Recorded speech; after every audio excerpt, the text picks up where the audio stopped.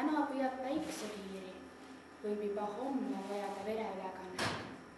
Hea on ju teada, et kui enda elumahlast jääb väheseks, on keegi teine, täiesti võõras inimene loovutanud tükikese endast, et aidata sul saada uus võimalus elule. Anda verd tähendab kinkida elu.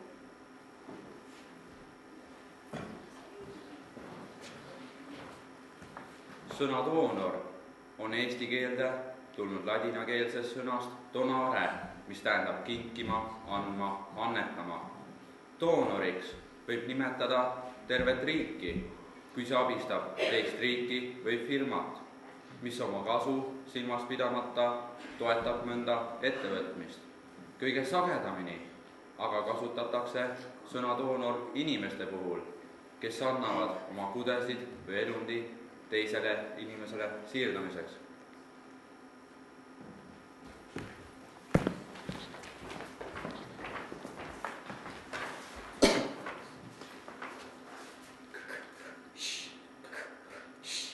Kus on vere piir?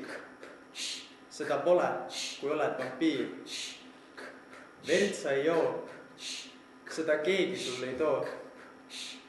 Kui siis vahest harva, natukene tuhmikarva. Kui elad üle avarii või õnnetuste popurrii, siis silmad avad palatis, haiguslugu jalatsis. Tuleb õde, selgub tõde. Oled kaotanud palju verd, juba tuhnivad nad veremerd. Leitigi õige kott, käest võeti kompott. Sest enam pole aega süüa juua, vaja sulle opiaeg luua. Vaja sind nüüd opisaali viia, arsti nimeks on Miia. Veri jookseb peeni, sa ei satu gangreeni. Oled saanud doonorverd, tean, et armastad merd. Oled jälle virk ja kraps, verd annetama lähed iga laps. Doonor päästis sinu elu, kui olid saatusele lelu. Enam elu üle sa ei jaga, vaid arste tänad väga.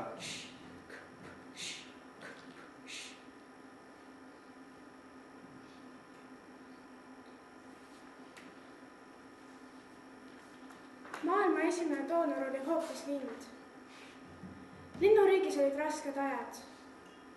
Edutus toidu otsimisest laskus linnu ema rusutult pesale, kus teda ootasid 5 poega. Neil ei olnud süüa. Pojad võtsid vastu ema käratsedes, nokkisid asjatult tema tiibu ja toksisid nokkadega vastu rinda. Lind ei tundnud varu. Teda vaevas ainult üks mõte, kuidas saada oma poegadele toitu. Tugevate nokalöökidega rebistama linna lõhki ja soojad verenirel voolisid otse poegade nokkade vahele. Nende elud olid päästetud. Ehkki tänapäeval küll kedagi verega ei toideta, on verikude, milles siirdamist on kõige sagedamini vaja. Verekaotus kaasneb ju paljude õnnetuste ja haiglas tehtavate operatsioonidega. Samuti on vereülekannet vaja inimestel, kelle organism mõne haiguse tõttu ei suuda piisaval hulgal vererakke toota.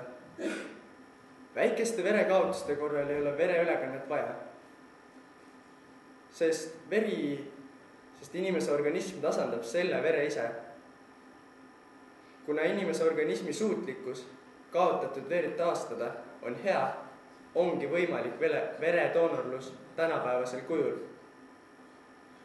Igalt inimeselt võetakse selline kogus verd, mis ei kahjustaks tema organismi. Ja mitme doonori annetused kokku aitavad inimest, kelle verekaotus on nii suur, et ta ise sellega toime ei tule. Veredoonori vanus on 18–60 aastat ja kui 60-aastane inimene on hea tervise juures, võib ta vere andmist jätkata 65. eluaastani. Veredoonori kaal peaks olema vähemalt 50 kilogrammi. Vere andmisele eelneval päeval ei tohiks süüa rasvast toitu ja toit peaks olema vedelikurohke. 3 tunni jooksul enne vere andmist peaks aga kindlasti sööma. Naised võivad verd anda 3-4, mehed 4-5 korda aastas, vaheaegadega vähemalt 2 kuud. Ühekordne vereannetus on kõigile samasugune, 450 milliliitrit.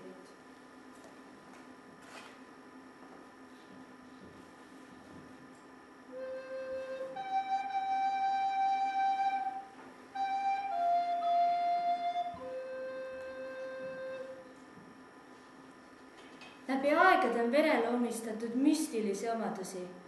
Vana-Hiinas arvati, et veri ongi inimese hing. Verel arvati olevat noorendav, elujõudu andev ja vaimuhaigusi parandav mõju. Seda näitavad esimesed üleskirjutused vere kasutusviisidest. Rooma ülikud tormasid gladiaatorite võitluse ajal areenile, et juua haavatud kangelaste verd. See pidi joojale andma gladiaatori jõu ja kartmatuse. Vanas Egiptuses ja Roomas kümmeldi verevannis, et olla ilus ja terve. Üks tuntumaid legende, millest tänapäevalgi veel raamatud kirjutatakse ja filme tehakse, on lood vampiiridest, kes tänu ohvrite verele olevat omandanud üleloomulikud võimed ja elanud sajandeid. Üks esimesi dokumenteeritud katseid verega ravida pärineb 15. sajandist, kui koomasse langenud paavst Innocentus 8. püüti elustada 3 10-aastase poisi verega. Katse ebaõnnestus ning paavst kui ka doonoriks olnud poisid surid.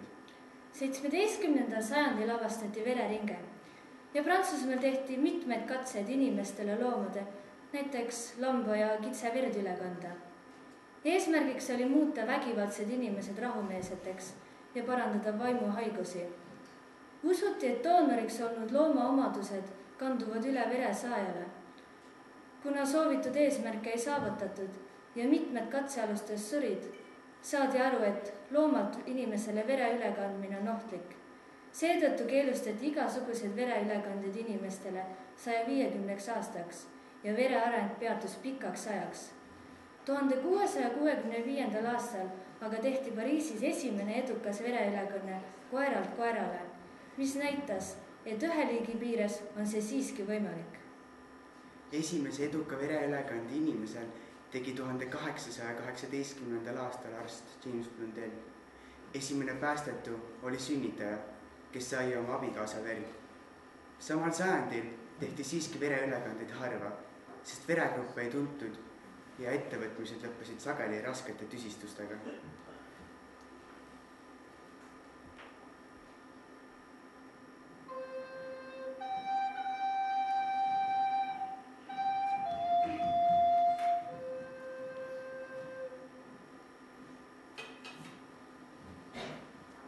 Kuigi maailmas ei ole 2 täiesti klappiva veregrupiga inimest, määratakse 4 suuremat veregruppi, 0, A, B ja AB. Veregruppil on passi märgita, sest sellest võib pigem kahju või kasu tõusta. Võõra passi, seega ka võõra veregrupi omastanud inimene võib avariisse sattudes või mõne muu õnnetuse korral teise ilma minna. Tegelikult küll ei tehta ühtegi vereülekannet veregruppi määramata, olgugi inimene oma veregrupis veendunud. Sõna doonor on eesti keelde tulnud ladinakeelsest sõnast donare, mis tähendab kinkima, andma, annetama. Kinkige, andkem ja annetage verd, sest doonor on elupäästja.